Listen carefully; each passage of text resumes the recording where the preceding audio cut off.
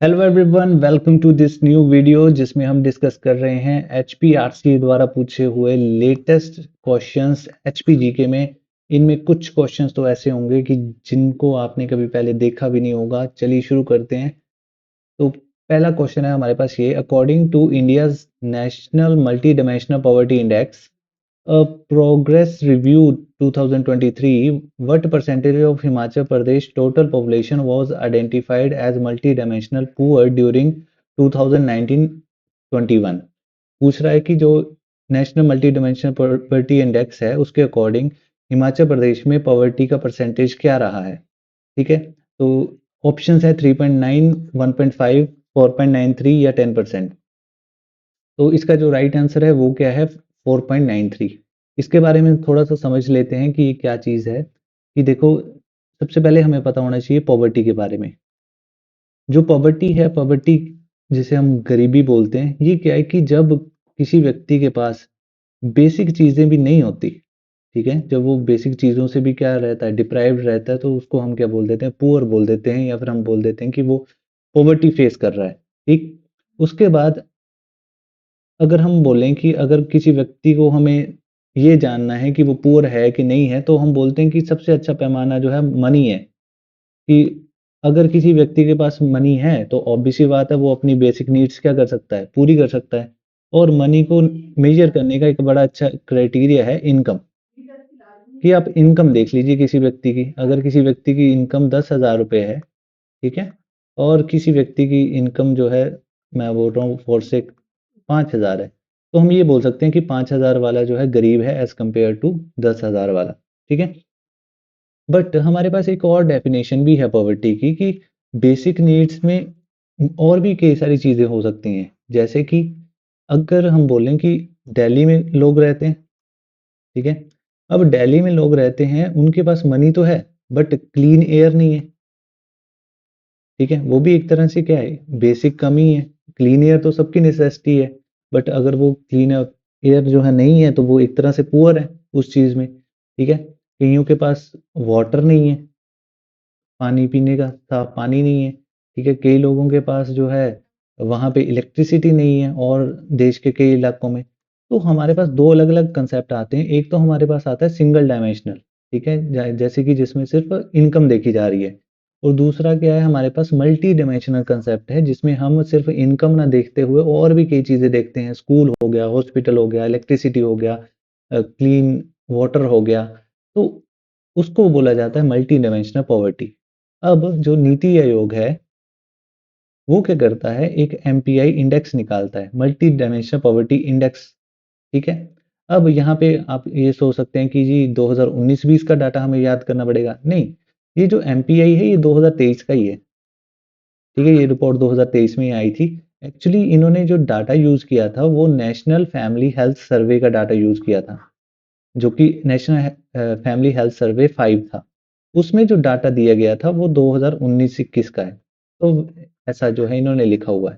ठीक है, तो उसके अकॉर्डिंग जो है हमारा जो हिमाचल प्रदेश है, यहाँ पे जो मल्टी डायमेंशनल पॉवर्टी है वो कितनी है, 4.93%।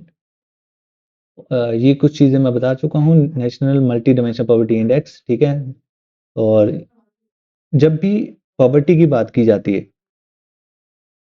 अगर आपसे पूछे कि पॉवर्टी, ऐसे कुछ नहीं होता कि पॉवर्टी परसेंटेज या कुछ, जो पॉवर्टी की रेशो होती है, या फिर बोलें उसको, जो पॉवर्टी नापने की जो इकाई है वो क्या है, हेड काउंट रेशो। ठीक है, उसको हेड काउंट रेशो बोलते हैं। ठीक, ये इकोनॉमी का एक बेसिक क्वेश्चन भी बनता है कि हेड काउंट रेशो क्या होता है, तो हम क्या बोलते हैं कि जो नंबर ऑफ पुअर्स हैं उसको क्या बोलते हैं, हेड काउंट रेशो बोलते हैं। तो यहाँ पे क्या बताया गया है कि हमारी जो इंडिया है, इंडिया की हेड काउंट रेशो 24.85% से रिड्यूस हो गई है, कितनी, 14.96% पे। और जो हिमाचल का हेड काउंट रेशो है वो कितना है, 7.59 से रिड्यूस होकर कितना आ गया है, 4.93। यही हमसे पूछा गया था। एक पीछे से भी पूछ सकते हैं कि पहले कितना था, तो 7.59 था पहले। ठीक, और एमपीआई की जो वैल्यू है, इंडेक्स की वैल्यू, वो इम्प्रूव हुई है। जैसे ये कम हुई है, तो पहले 0.030 था, अब जो है 0.020 है। ठीक, ये भी बताया गया है कि अर्बन पॉवर्टी और रूरल पॉवर्टी हिमाचल में क्या स्टैट्स हैं। ठीक है, रूरल ग्रामीण इलाकों में 5.23 और अर्बन एरियाज में 2.96, ये भी पूछ सकते हैं आने वाले सेट्स में। या फिर जो हमारा डिस्ट्रिक्ट लेवल है उसमें चंबा जो है हाईएस्ट डिप्राइव्ड एरियाज में से है, ठीक है, और जो उन्ना है वो मिनिमम डिप्राइव्ड एरिया में से है, ठीक है, ये भी आप जो है डिस्ट्रिक्ट प्रोफाइल भी याद कर सकते हैं, ये भी इंपॉर्टेंट है। नेक्स्ट हमारे पास क्वेश्चन है, under MNREGA in Himachal Pradesh how many days guaranteed wage is provided by law.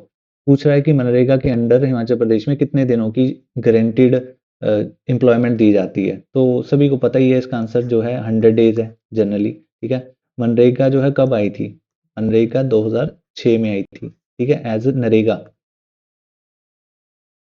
जिसकी फुल फॉर्म क्या थी, national rural employment guarantee act, ठीक है। उसके बाद 2009 में इसका जो है नाम चेंज कर दिया गया था, इसके आगे क्या लगा दिया गया था, एमजी लगा दिया गया था, एमजी नरेगा, ठीक है, जिसका मतलब क्या था, Mahatma Gandhi national rural employment guarantee act, ठीक। अब जो है इसमें कुछ एक्सपेंशन भी हुई है, अभी जो है रिसेंटली यूनियन गवर्नमेंट ने एक एक्ट पास किया है जिसका नाम क्या है, वीबी जी राम जी, ठीक है, जिसकी फुल फॉर्म क्या है, आपसे फुल फॉर्म पूछ सकते हैं, विकसित भारत गारंटी फॉर रोजगार एंड आजीविका मिशन ग्रामीण, ठीक है, ये आप याद कर लेना, बहुत ही इंपॉर्टेंट है। ये क्या करेगा, ये रिप्लेस कर देगा एमजी नरेगा को, ठीक है। पहले क्या था, जो हमारी गारंटीड डेज थे एम्प्लॉयमेंट के वो कितने थे, 100, उनको बढ़ाकर कितना कर दिया जाएगा, 125। और जैसे कि जनरली क्या होता है कि हमारा जो स्टेट और सेंटर का जो रेशियो होता था वो 75-25 होता था, ठीक। अब जो है जो बी ये बीबी जी राम जी है, इसमें ये जो एक्सपेंस है ये 60-40 करने की तैयारी है। बट जो जैसे हमारे स्पेशली स्टेट्स हैं, हिली स्टेट्स हैं, हिमाचल प्रदेश, यहाँ पे जो फंडिंग का पैटर्न है वो 90 और 10 ही रहता है, ठीक। इवन कि ये भी बोला गया है कि जैसे कि डिजास्टर हिट जो हमारे स्टेट्स हैं, वहां पर जो एनुअल मैंडेज हैं वो 100 से बढ़ाकर 150 भी किए जा सकते हैं, तो ये भी इसमें प्रोविजन है। नेक्स्ट क्वेश्चन है हमारे पास, Himachal Pradesh the Kangra valley railway narrow gauge line connect which two station, की जो कांगड़ा वैली रेलवे है ये किन दो स्टेशनों को ज्वाइन करती है, कांका शिमला, ऊना हमीरपुर, पठानकोट जोगिंदरनगर या चंडीगढ़ सोलन। इसका राइट आंसर क्या है, पठानकोट जोगिंदरनगर, ठीक है। ये जो रेलवे लाइन है ये 164 किलोमीटर लंबी है, कंस्ट्रक्शन इसका प्लान हुआ था 1926 में, पैसेंजर्स के लिए ये अवेलेबल हो गई थी 1929, ठीक है। इसको डिज़ाइन करने वाले इंजीनियर कौन थे, कैप्टन ईबी एन टेलर, ठीक है। ये कुछ चीज़ें जो है आप याद रख सकते हैं, ठीक। आपसे पूछा जा सकता है क्या जो कांगड़ा रेल लाइन है क्या ये यूनेस्को वर्ल्ड हेरिटेज साइट है कि नहीं है, ठीक है, यस और नो जो है आप कमेंट में आंसर कर सकते हैं। नेक्स्ट क्वेश्चन है, as per the Himachal Pradesh economic survey 2024-25 the primary sector contribute approximately what percentage to the state economy during 23-24। ये बोल रहा है कि जैसे तीन सेक्टर होते हैं, प्राइमरी, सेकेंडरी, टर्शरी, ये तीनों मिलकर स्टेट की जो है जीडीपी पे कंट्रीब्यूट करते हैं, ठीक है। ये पूछ रहा है कि प्राइमरी का कितना कंट्रीब्यूशन है इनमें से, 20, 14 या 16 या 18। तो इसका राइट आंसर क्या होगा, 14.74, 14.74% जो है हमारे पास कंट्रीब्यूट करता है प्राइमरी सेक्टर। सबसे ज़्यादा जो कंट्रीब्यूशन करता है वो हमारा टर्शरी सेक्टर करता है 45.3%, और जो मीडियम है वो कितना बचा हमारे पास, अराउंड 39% कौन करता है हमारे पास यहाँ पे, सेकेंडरी सेक्टर करता है। अगर आपसे पूछा जाए मैक्सिमम ग्रोथ किस में दिखाई गई है, तो हमारा जो सेकेंडरी सेक्टर है उसमें मैक्सिमम ग्रोथ जो है देखने को मिली है हमें कुछ सालों में, और एस्टिमेटेड भी जो मैक्सिमम ग्रोथ है वो इसी में है। अगर सबसे ज़्यादा कंट्रीब्यूशन पूछा जाए तो टर्शरी सेक्टर, सबसे ज़्यादा ग्रोथ पूछा जाए तो सेकेंडरी सेक्टर।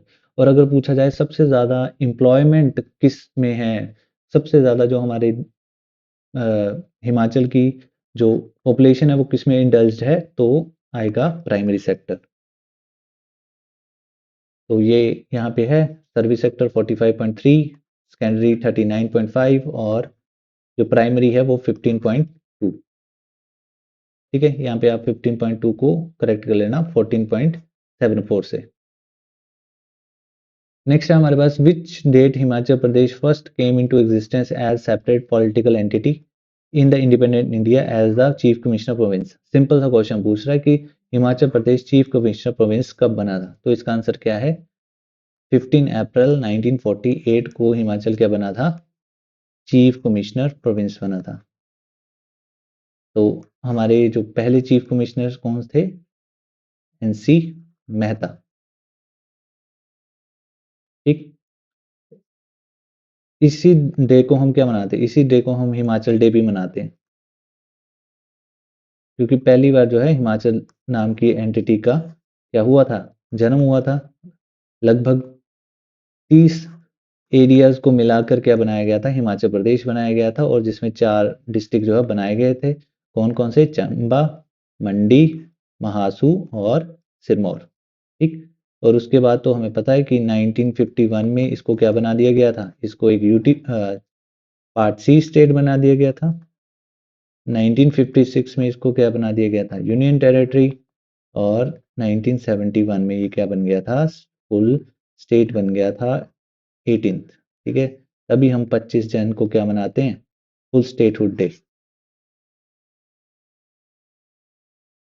ठीक है, तो नेक्स्ट है हमारे पास question, the Himachal Pradesh town and country planning act 1977 mainly deals with which of the following. ठीक है, देखो नाम से पता चलता है कि पूछ रहा है Himachal Pradesh town and country planning जो एक्ट है वो किसके रिलेटेड था।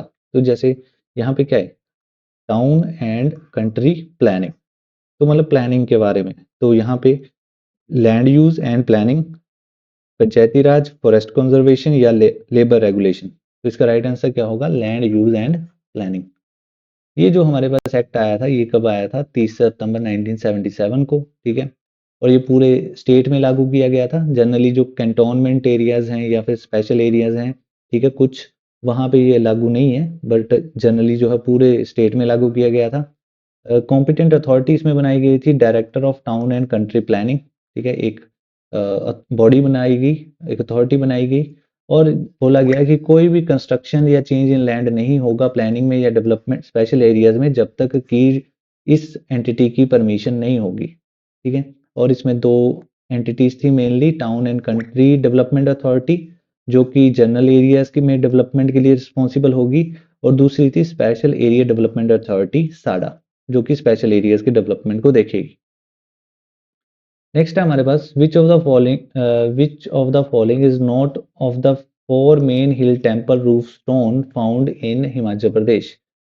ये पूछना चाह रहा है कि इन चारों में से कौन सा जो रूफ स्टाइल है वो हिमाचल में नहीं पाया जाता है। ठीक है, Dravid style, pyramidal style, pagoda style या फिर पेंट्रूफ स्टाइल। ठीक है, तो जनरली इसका आंसर क्या होगा, द्राविड स्टाइल। क्यों, क्योंकि द्राविड स्टाइल के जो टेम्पल्स है जनरली कहाँ पाए जाते हैं, साउथ इंडिया में पाए जाते हैं। ठीक है, आपने देखा होगा जनरली इनका स्ट्रक्चर कैसे होता है, साउथ इंडिया के जो टेम्पल्स होते हैं उनमें ऐसे विमान टाइप जो है स्ट्रक्चर बना होता है, तो वो आपने देखे होंगे। तो वो जो स्ट्रक्चर है वो हिमाचल प्रदेश में नहीं पाया जाता। हिमाचल प्रदेश में नगर स्टाइल या पिरामिडल स्टाइल ये तो पाए जाते हैं। ठीक है, पगोड़ा स्टाइल पाया जाता है, हडिम्बा देवी माता टेम्पल है। ठीक है, तो ये पैगोडा स्टाइल है, या पेंट्रूफ स्टाइल जो मंदिर है ये भी पाए जाते हैं, बट ये जो द्राविड़ स्टाइल है ये नहीं पाया जाता यहाँ पे। तो ये राइट आंसर होगा इसका। नेक्स्ट है हमारे पास, broadly how many seasons are recognised in the climate of Himachal Pradesh. तो यहाँ पे ब्रॉडली पूछा गया है कि मोटे तौर पर कितने सीजन है, तो इसका राइट आंसर क्या होगा, 3। ठीक है, 3 तरह के सीजन्स देखे जाते हैं यहाँ पे हिमाचल प्रदेश में, summer, rainy and winter. Next question है हमारे पास, during which period does the south west monsoon rainy season usually effect the state in Himachal Pradesh. ठीक है, तो नॉर्मल सा क्वेश्चन है, जस्ट थोड़ा सा इसको क्या किया गया है, ट्रिक करने की कोशिश की है। तो जो हमारा साउथ वेस्ट मानसून आता है वो जो यहाँ से चल के आता है हमारा वही वाला होता है साउथ वेस्ट मानसून। ठीक है, तो ये जो साउथ वेस्ट मानसून है ये कब से कब तक होता है, तो ये जून एंड से स्टार्ट होता है और कब तक चलता है, सितंबर तक चलता है। ठीक, तो इसका राइट आंसर क्या होगा, option number D, June to September.